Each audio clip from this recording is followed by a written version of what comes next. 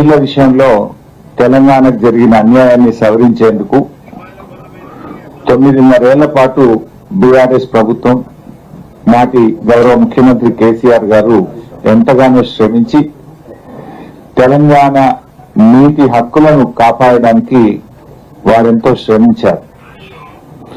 తెలంగాణ ఉద్యమం చేసి రాష్ట్రాన్ని సాధించినటువంటి నాయకుడు కేసీఆర్ గారు తెలంగాణ హక్కులను కాపాడడానికి కూడా నిరంతరమైన పోరాటం చేశారు.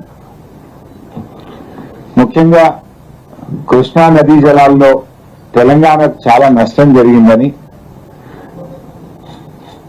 నిర్విరామంగా పోరాటం చేసి కృష్ణా ట్రిబ్యునల్ ను సాధించి కృష్ణా నదీ జలాల పునః పంపిణీకి కేసీఆర్ గారు సాధించారు. అట్లే గోదావరిలో మనకు అడ్వాంటేజ్ ఉంది.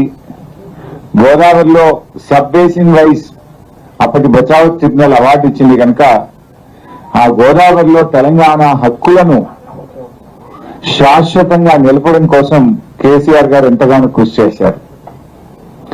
గోదావరిలో ఉమ్మడి ఆంధ్రప్రదేశ్ కు 1486 టీఎంసీలు నీటి కేటాయిస్తే సబ్ బేసిన్ వైజ్ క్యాలిక్యులేషన్ లో తెలంగాణకు 968, ఆంధ్రాకు 518 టీఎంసీలుగా మరి లెక్కలు తేలినాయి.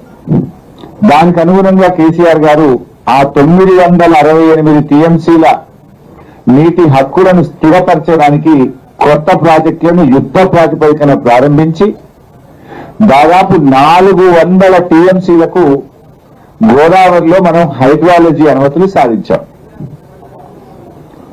కానీ కాంగ్రెస్ అధికారంలోకి వచ్చినటి నుంచి అటు కృష్ణాలో ఇటు గోదావరిలో తెలంగాణకు తీవ్రమైనటువంటి అన్యాయం జరుగుతా ఉంది.